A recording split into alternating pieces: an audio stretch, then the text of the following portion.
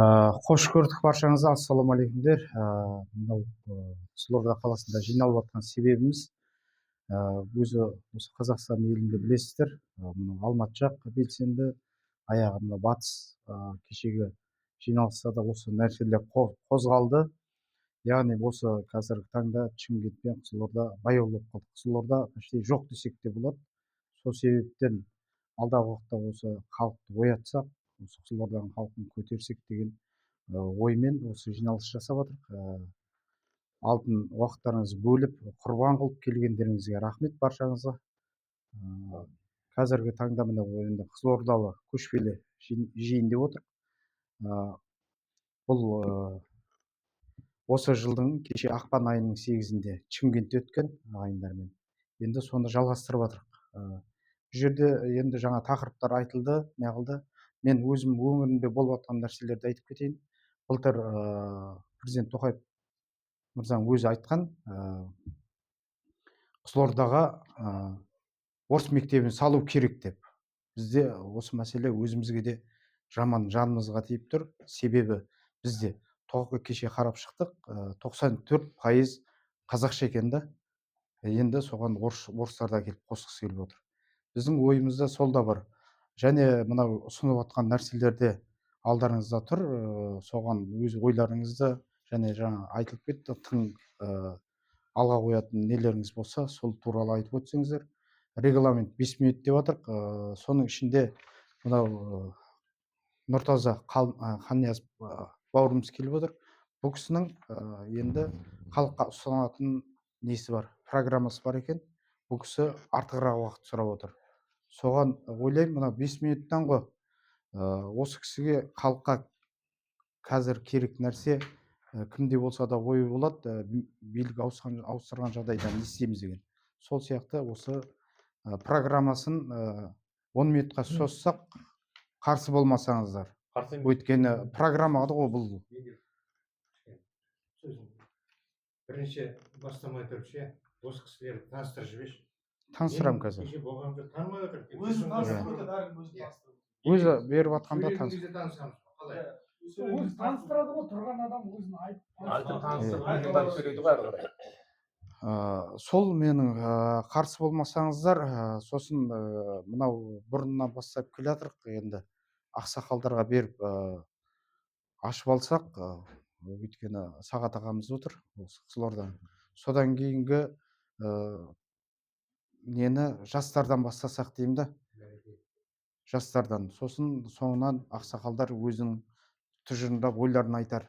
Шамалы өзгертейік деген ойдамыз. Қарсы болмасаңыздар. Дұрыс. Онда Сағат Жүсіп ағамызға береміз. Осы Қызылорданың әйгілі кезінде оппозицияда болып, белгілі кісі, өзі кітапта жазады, тарихта біледі.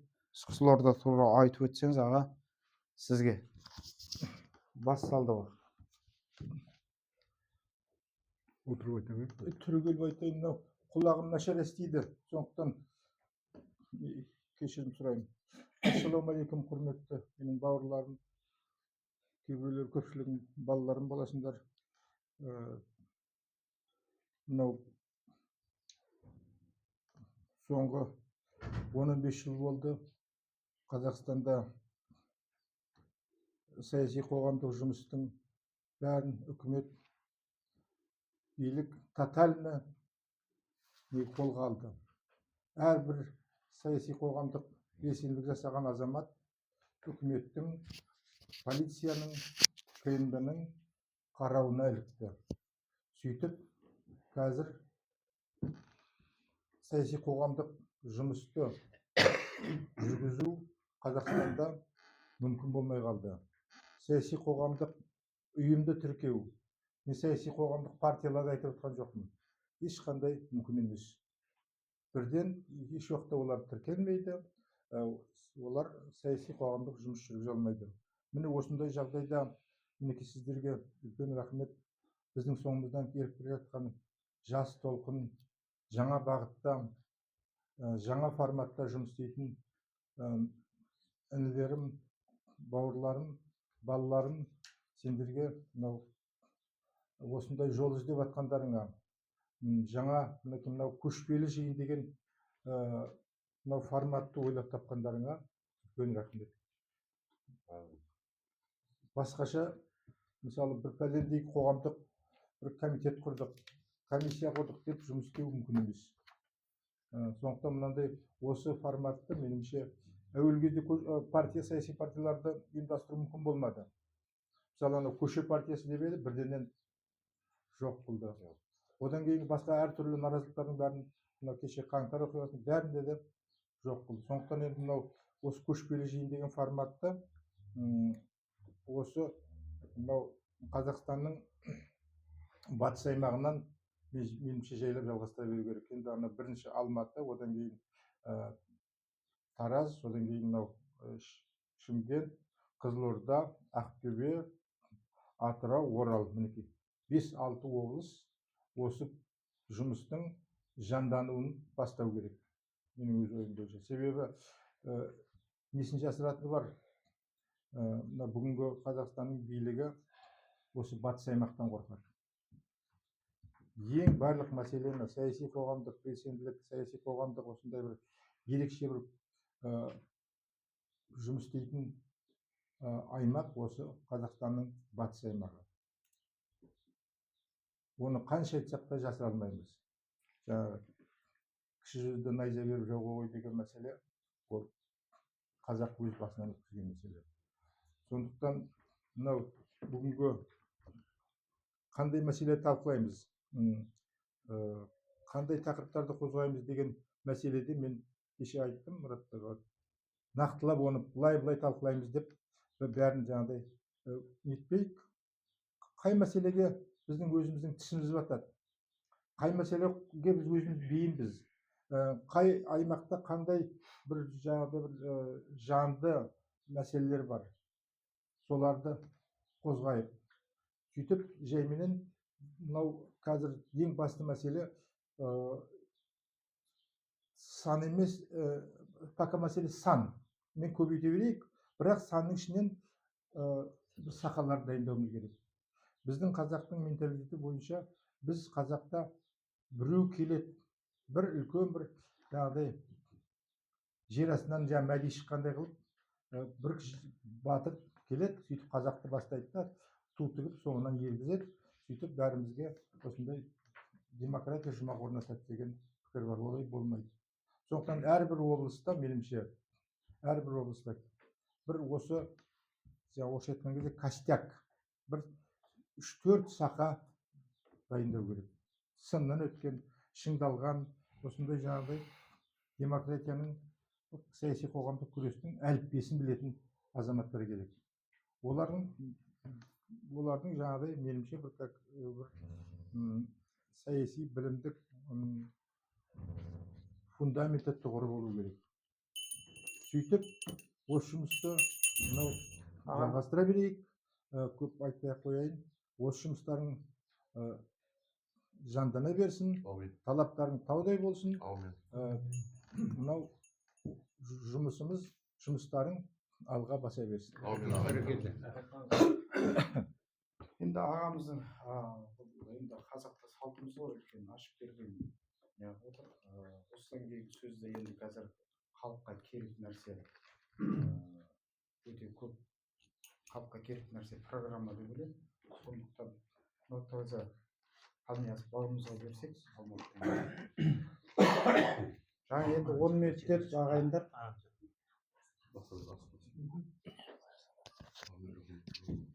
Ал құрметті достар, мен де осы программаны дайындап осы Қызылордаға келіп, Мұратбай сізге көп рахмет. Осындай ұйымдастырып жатқандарыңызға, Ерғали. Өзімнің программамды сіздерге презентация жасағым келеді. Бірінші мәселе, елімнің программасы, мен бірнеше беттен жасадым. Бұл программаның негізгі мақсаты бірінші, біз билікке келуіміз керек қой. Сөздің қысқасы. Егер біз билікке келмесек, біздің мына айтқандарымыз, осы жердегі сөйлегендеріміз, осы жердегі істеріміздің бәрі осы жерде қалып қояды. Ары қарай жүзеге аспайды. Бірінші мәселе, біз саяси тұтқындарды босатуымыз керек. Мына бағдарлама бойынша. Саяси тұтқындарды босатуымыз керек. Бірінші қаңтарға қазір сотталып кеткен адамдар бар, қаңтар оқиғасына қатысты. Оларды түгел босатылу керек. Олардың түрмеде отырған уақытына компенсация берілу керек. 10 миллион ба, 20 миллион ба, қанша миллион керек, компенсация берілу керек. Бала шағасына пәтер берілу керек. Егер жаңағы азамат қайтыс болып кеткен, атылып кеткен болса. Екінші мәселе, осы барлық саяси тұтқындар босатылу керек. Бүткіл саяси тұтқындар, Қазақстандағы саяси тұтқындар босатылу керек. Келесі мәселе, Қытай мәселесі, жолдастар. Қытайды ашық айтуымыз керек біздер. Қытайды Қазақстанға кіргізіп жатыр қазір. Қытайды визасыз кіргізіп жатыр Қазақстанға. 24-ші жылы Қазақстанға 855 мың Қытай кірген екен, официально, бұл турист ретінде. Бірақ олар туристер емес. Неге кіріп жатыр олар Қазақстанға? Оларды Қазақстанға кіргізіп жатқандағы саясаты не бұлардың? Біздің қазақтың жерін көрсету, соларға арендаға беріп, оларды кіргізу, 25 жылға арендаға беріп, тағы бір деместеп жеріміздің бос екенін көрсету. Біздің жеріміз бос емес. Біздің жеріміз ата-бабадан бізге қалдырған жерлер. Мирас қылып. Сол жерлерді біз қолғап қалуымыз керек. Бізге Қытай керек емес. Қытай кірмесін бізге. Қытайсыз да өмір сүрдік біздер. Қытайсыз да өмір сүре аламыз ары қарай, жолдастар. Үндісте кірмесін. Үндісте қалыпты. Мына визасы, негізі полностью визасы режимді тоқтату керек Қазақстанға қатысты. Мына визасы режим дегенде, мына Өзбекстанның халқы бір жылда өзбектер 2 миллион 200 мың өзбек кірген екен Қазақстанға. 2 миллион 200 мың өзбек. Бір жылда өзбектер 145 миллион доллар Қазақстаннан ақша алып кеткен екен. Ол біздің қазақтың ақшасы емес пе, жолдастар? Қалай алып кетіп жатыр олар? Біздің нәпақамыз ғой біздің. Келесі мәселе, ең негізгі мәселе, жолдастар, жер мәселесі. Мына бағдарламадағы жер мәселесі. Біз жерді сатып жатырмыз жекеге. Біз жерді жекеге сатпауымыз керек. Жер жекеге сатылмау керек. Бұл қазақтың жері ортақ болу керек бәрімізге. Қазір жерді бөліп алып, қоршап алды. Ана жерге кірме, мына көлге түспе, мына жерге кірсең ақша төле деп. Бұндай жағдай болмау керек қазақтың жерінде. Қазақтың жері бәрімізге ортақ болу керек. Сондықтан біз жерді сатқызбауымыз керек. Жер тек қана халыққа пайдалануға берілу керек. Жер тіпті қазаққа да сатылмау керек. Себебі менің 100 гектар жерім болса ертең, Қытай келеді де маған айтады: аға, ана гектарына $1000 берейін, 100 гектарыңызды маған сатыңызшы дейді. Ана Қазақстанның азаматтығын алып алған қытайлар қаншама қазір? Мен аламын да сатып жіберемін ана $100,000 ақшаға қызығып. Ондай мәселелер көп қой. Сондықтан біз жерден айырылып қалуымыз мүмкін. Ана Палестина кезінде осыдан 100 жыл бұрын не істеді? Жерді сатты еврейлерге. Еврейлер 4% жер болған екен еврейлердің жеке меншігінде. Қазір 98% жерді алып отыр ненің Палестинаның. Палестина 2% жерде отыр Газада. Қырылып жатыр еще. Сондай жағдай біздің халқымыздың саны аз болғаннан кейін сондай жағдай болу керек. Сондықтан жер мәселесі өте күрделі мәселе, қазіргі мәселе. Пайдалануға беріңіз. Пайдалансын жерді. Алсын, пайдалансын. Бірақ ол жер мемлекеттің меншігінде болу керек. И 5-ші мәселе, бір басты мәселелерді айтып жатыр программаға қатысты. Мына діни экстремизм мәселесі, жолдастар. Біздер Қазақстанға діни бостандық бердік те бәрімізге. Кімге сенсең оған сен деп. Қазақстанда 4500 секта тіркелді Қазақстанда. 4500 секта. Одан кейін 16-шы жылы жаңағы ваххабиттер көтерілгеннен кейін жаңағы заңды қайттан ужесточение жасады. Кішкене заңды қысты. Соның өзінде қазір 3500 секта бар Қазақстанда. Қазақты, олардың мақсаты не, жолдастар? Қазақты жік-жікке бөлу секталардың мақсаты. Қазақты жік-жікке бөліп, христиан қылып, жарысын кришнаит қылып, жарысын тағы бірдеме қылып, қазақтың өзін. Ана ваххабистер бір-бірімізге оқ атып жатыр ғой, жолдастар. Біз қазақтың тарихында бір-бірімізді дін мәселесімен оқ атып едік, жолдастар. Ондай мәселе болды ма біздің қазақтың жерінде? Ары қарай айтатынымыз конституциялық өзгерістер. Бізге конституциялық өзгерістер керек. Мысалға, қазір мына Назарбаевтан кейін заң өзгерген жоқ. Конституциялық заң өзгерген жоқ. Егер кез келген адам, бізде конституцияда былай деп жазылған: кез келген адам имеет право избранным дейді сайлануға және сайлауға құқығы бар деп жазылған да. А бірақ президенттік сайлауға келгенде айтады, сіз 5 жыл мемлекеттік қызметте істеңіз дейді. Сонда ғана сіз президент бола аласыз дейді. Бұл деген біздің конституциялық праваларымызды шектеу, жолдастар. Мен мемлекеттік қызметте істеген жоқпын. Бірақ біздер қазақтың қамын, қазақ халқының қамын ойлайтын адамдар, бізде билікке келуіміз керек қой. Сонда бізге билікке жол жабық емес пе, жолдастар? Сондықтан конституциялық өзгерістер керек. Келесі мәселе, саяси өзгерістер. Мына Сенат миллиондаған 30 миллион доллар алыпты 25 жылда.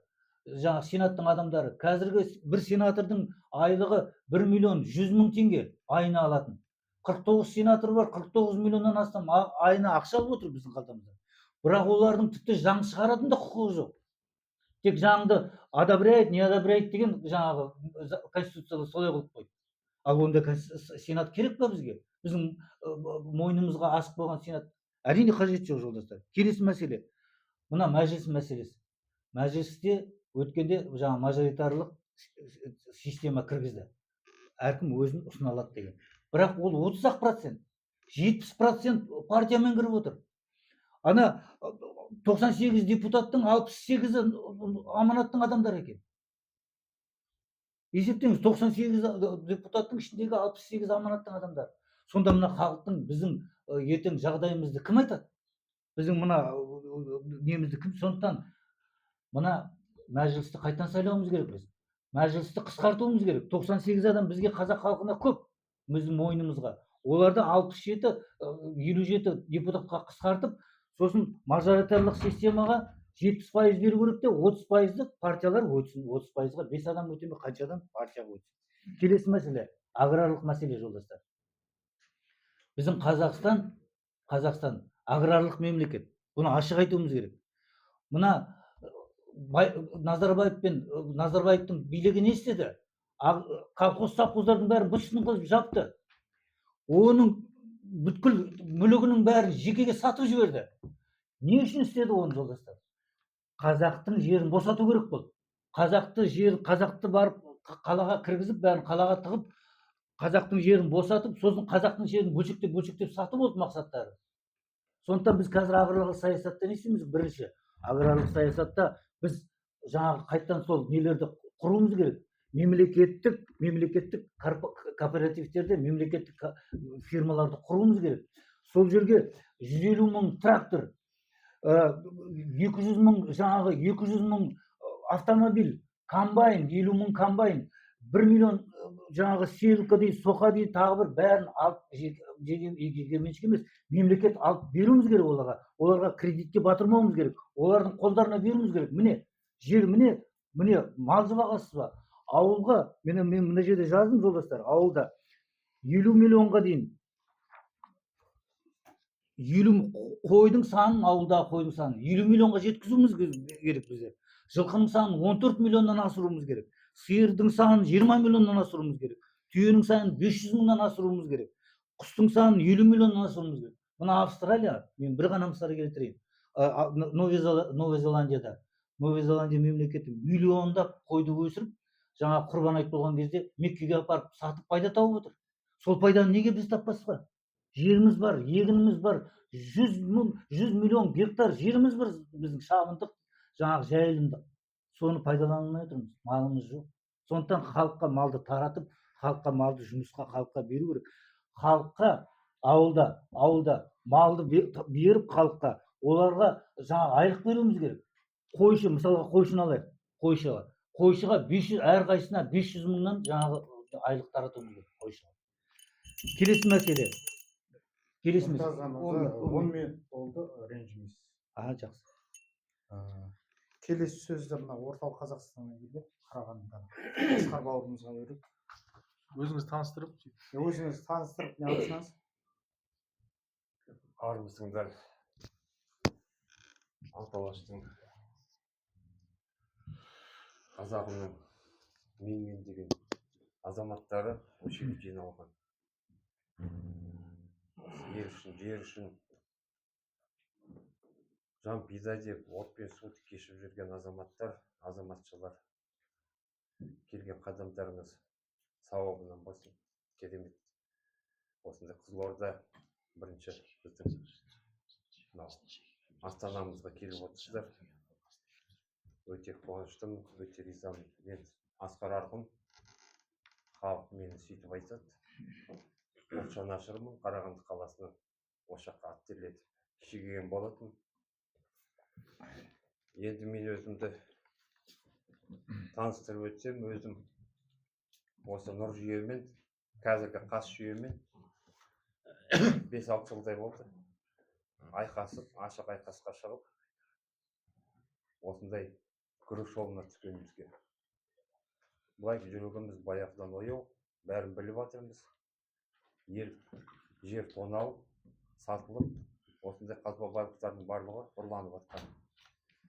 Енді мен сіздерге айтайын дегенім, ең бастысы сұрақ қазіргі таңда. Қазақ халқы қазіргі жағдайда өте қатты саяси, орысша айтқанда кризис дейді, саяси тоқырауға ұшырап отырмыз. Қазақ халқы білмей тұр, не істерін, кімге сенерін білмей тұр. Өйткені бірнеше рет ауыздары күйді. 19 жылы босандық деген алаяқ құрылдық. Одан кейін 22 қаңтар болды. Бір қырып алды бұл екі қас пен нұр жүйе қазағымды. Сөйтіп бұлар ары қарай салтанатын құрмақшы. Қазақты абдыратып. Бірақ біз оған жол бермейміз әрине. Міне, осы жерге біз жиналып отырмыз барлығымыз. Осындай міне көшпелі жиын деген үрдісті бастап отырмыз. Ол үрдісті тоқтатпауымыз керек. Біз енді ең бастысы қазіргі мен нысанаға қойған нәрсе, өз басымда айтайын. Қарағандыда өздеріңіз тамаша білесіздер, осы 4-5 күн орын алды. Алматыда Магнум желісінде біздің қазақтың жігітін, қазақша сөйлеген орыс мынау әкімшілігі Магнумды басқарып отқан. Жұмыстан қуып шыққан болатын, қазақша сөйледім деп. Оны біздің Мұрат Шорманов үндеу жасап, өзіміздің белсенді Алматыдан. Жаңағы Мұрат 10 миллион теңге ақша өтемақ төлесін, одан кейін қазақ халқынан кешірім сұрасын деп сондай үндеу жасау. Мен оны қолдап алдым. 7 күні мен Қарағанды Магнумын нысанаға алдым. Одан кейін 9 күні осы кетерді мына жерге. Тағы да барып келдім бақылау. Ана орыс қожайындары шықпайды маған. Бірақ мен оны желіге салып, міне қазір 85 мың көрілім болып тұр. Қазақ халқы енді міне түсініп тұр. Тілден айырылсақ, таза құримыз. Жер бәрі кетіп жатыр. Қазір тіл өзекті мәселе болып тұр.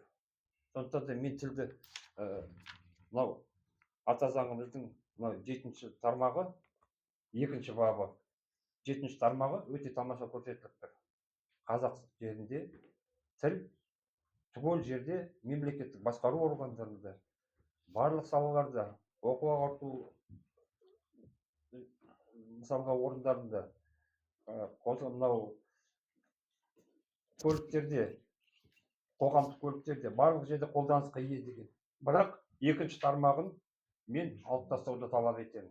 Өйткені 2-ші тармақ орыс тілі қазақ тілімен ресми түрде бірге қолданады деген. Мынау өзіміздің ата заңымызға қайшы. Өйткені бұл ресми тіл емес, оны олар мысалға сол кездегі Назарбаевтың жүйесі ресми тіл деп Қырғызстандағыдай атамаған, құр қыстырып қойған, өздеріне жеңіл болсын деп. Өйткені көбісі орыс тілді мына үкіметімізде. Оны да мен зерделедім 20-шы жылы мысалға Дулат Ағаділов бауырымның мынау атынан кейін өзіміз бәріміз қамалған болатынбыз, көше партиясы. Мен 7 ай қамауда болдым. Сол кезде мен зерделегем, абақтыда отырып осы заңнаманың жаңағы мынау ата заңымызда. Мынау 2-ші бап бізге қазақ Енді Асеке, 5 минут уақыт болды. Сіздің ұсынысыңыз айтып беріңіз болды. Иә, менің ұсынысым 7-ші баптың 2-ші тармағын талап етуіміз керек. Алып тастауды. Жойылуын. Сонда қазақтың көшеге Болды, жақсы, рахмет. енді Рахмет, келесі назарларыңызға. сөзді осы жерден келіп отырған астанадан да келіп отыр енді қанат бауырымызға керек астанадан.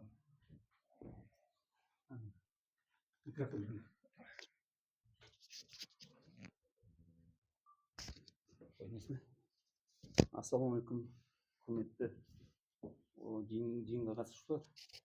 Мен енді осы қазіргі басты мәселе бізде міне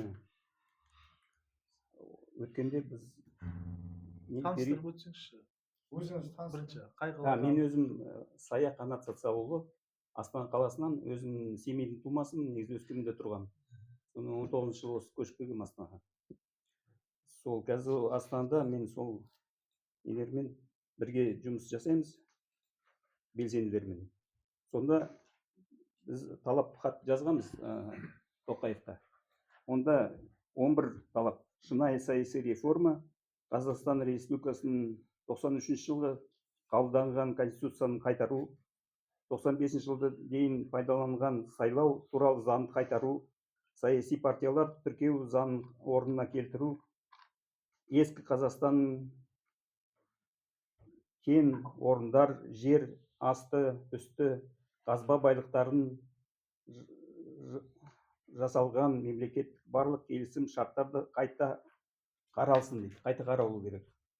Қазақстан Республикасының өндірістік стратегиялық маңызды нысандарын өзге елдің ықпалы мен юрисдикцияның түрлі заңдық формада өтіп жатқандығына тоқтау салу керек.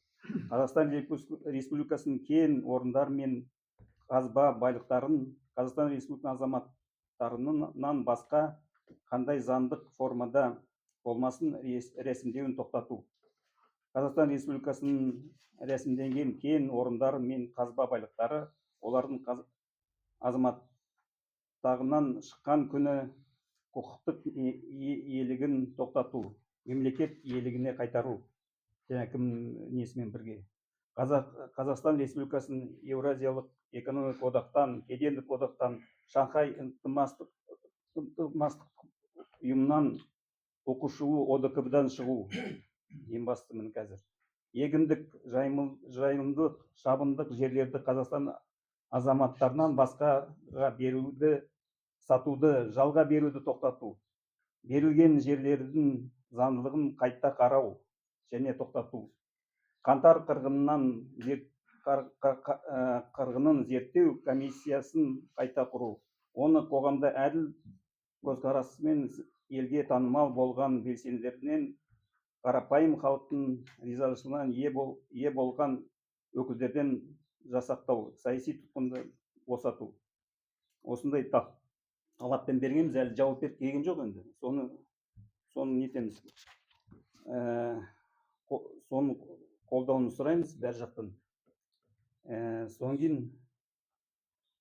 мен қазір міне жаңа Магнумның бойкотты біз қазақтар бірігіп отыр.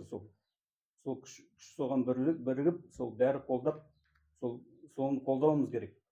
Жаңағы сол бойкотты. Сол бірінші рет осылай болып тұр. Енді неше жыл болды міне қазақтар бірігіп отырған, сол бірінші рет болып тұр. Содан кейін мен өзім бағдарламам бар. Ол бағдарламаны мен қазір жазбаша беремін енді. Өзім қазір оқи аламын ба білмей тұрмын. Қазір көрем ба? Бастақырын айтып кетсеңіз. Мен қысқаша оқып берейін. Құрметті отандастар, бізде капитализм дейміз. Капитал деген ол байлық. Сондықтан капитализм аударғанда ол байлықтық. Байлықтық қандай болу керек? Социализмге барлығы қоғамдық меншікте. Сондықтан социализмді аударғанда ол қоғамдық. Қазіргі байлықтың қоғамдықтан айырмашылығы барлық байлық жер қойнауы, су, қозғалмайтын қозғалымды мүлік жеке меншікке болып, нарық саудасына түсіп, ақшаға сатылады. Ал ақша деген не? Ақша адам еңбегінің адал өлшемі болу керек. Килограмм, метр үлгісі эталоны секілді. Алтын атты алтыннан жасалған ақша салмағы бойынша өзгермейтін бір мөлшерде бекітіліп, стандартты алтын құймақтарының 1/100 немесе 1/1000 құрап валюта биржасында қағаз теңгеге ғана сатылып бағаланып тұруы тиіс. Сондықтан адам еңбегімен жасалған жасанды байлық қана ақшамен бағаланып сатуға болады.